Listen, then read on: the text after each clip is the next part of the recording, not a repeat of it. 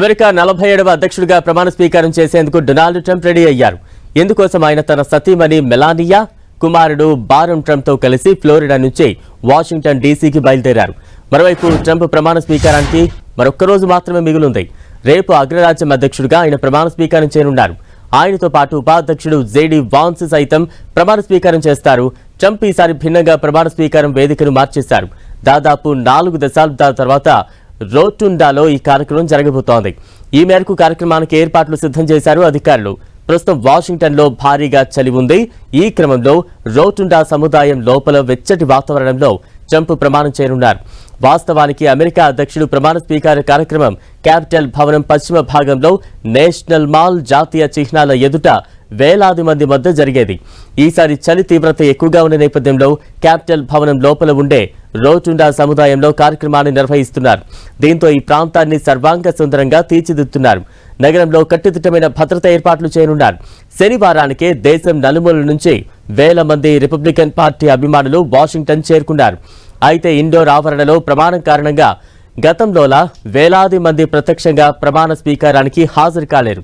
వారంతా ఎక్కడికక్కడ సంబరాల్లో పాల్గొంటారు. అత్యంత ప్రముఖులు మాత్రమే హాజరవుతారు. 8 ఏళ్ల కిందట ట్రంప్ తొలిసారిగా ప్రమాణం చేసినప్పుడు వేల మంది హాజరయ్యారు. రేపు ట్రంప్ ప్రమాణ స్వీకారం చేయనుండగా వాషింగ్టన్లో -11 డిగ్రీల ఉష్ణోగ్రత ఉంటుందని అంచనా. ఈ క్రమంలో దాదాపు 1985 తర్వాత ప్రమాణ స్వీకారోత్సవం రోటుండాలో నిర్వహిస్తున్నారు. ఇంతకుముందు రొనాల్డ్ రీగన్ సైతం చలి కారణంగా రోటుండాలో ప్రమాణ స్వీకారం చేశారు. రొనాల్డ్ రీగన్ తరహాలోనే తాను సైతం రోటుండాలో ప్రమాణ స్వీకార ప్రసంగం చేయనున్నట్లు ట్రంప్ ప్రకటించారు. ఇక ఈ రోజు ఆర్లింగ్టన్ జాతీయ స్మారకం వద్ద జరిగే కార్యక్రమంలో పాల్గొంటారు. ఆ తర్వాత వాషింగ్టన్లోని క్యాపిటల్ 1 ఎరీనా వద్ద ర్యాలీకి హాజరవుతారు. ఆ తర్వాత ప్రైవేట్ డిన్నర్లో పాల్గొంటారు.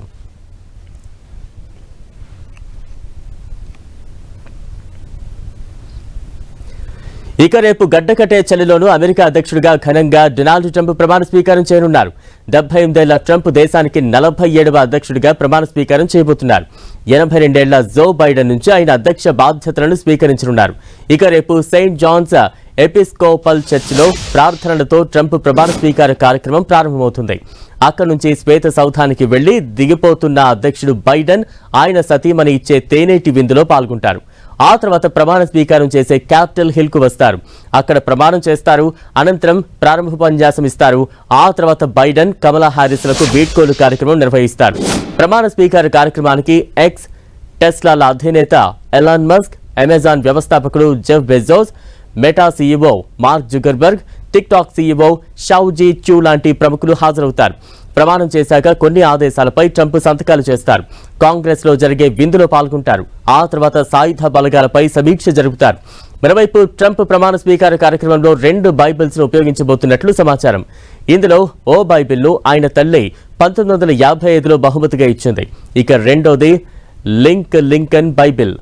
అమెరికా తొలి అధ్యక్షుడు అబ్రహం లింకన్ 1861లో అధ్యక్షుడిగా ప్రమాణ స్వీకార సమయంలో ఆ బైబిల్ను ఉపయోగించారు. ఈ బైబిల్ను ఇప్పటివరకు 3 సార్లు మాత్రమే ఉపయోగించారు. అమెరికా మాజీ అధ్యక్షుడు బరాక్ ఒబామా 2 సార్లు అదే బైబిల్తో ప్రమాణ స్వీకారం చేశారు. 2017లో డొనాల్డ్ ట్రంప్ 3వసారి అదే బైబిల్పై ప్రమాణ స్వీకారం చేస్తారు. ఉపాధ్యక్షుడిగా ప్రమాణం చేయనున్న జేడీ వాన్స్ సైతం ప్రమాణ స్వీకారం సందర్భంగా తనకు తల్లి ఇచ్చిన బైబిల్ను ఉపయోగించనున్నారు. ఆయన అమ్మమ్మ బైబిల్ను తల్లికి ఇవ్వగా ఆ బైబిల్ను ఫ్యామిలీ బైబిల్గా పిలుస్తారు.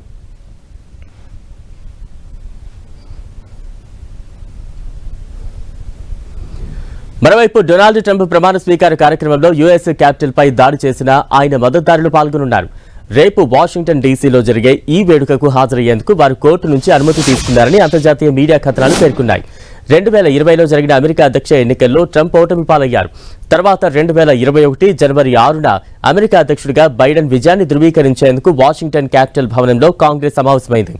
అయితే ఆ సమావేశం జరగడానికి కొన్ని గంటల ముందు ట్రంప్ తన మద్దతుదారులను ఉద్దేశిస్తూ ప్రసంగించారు. అనంతరం ట్రంప్ మద్దతుదారులు వేలాదిగా క్యాపిటల్ భవనంలోకి చొచ్చుకు వెళ్లి విధ్వంసం రేపారు. ఆ ఘటన ప్రపంచం మొత్తాన్ని దిగ్భ్రాంతికి గురిచేసింది.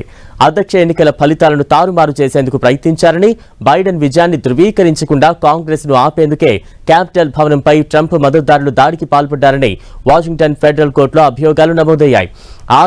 ఆ చార్జ్షీట్లో ట్రంప్ పేరు కూడా ఉంది. ఇక తాము ట్రంప్ ప్రమాణ స్వీకారోత్సవానికి హాజరయ్యేందుకు అనుమతి ఇవ్వాలంటూ 20 మంది ముద్దాయిలు కోర్టును ఆశ్రయించగా వారిలో పలువురికి అనుమతి లభించిందని తెలుస్తోంది.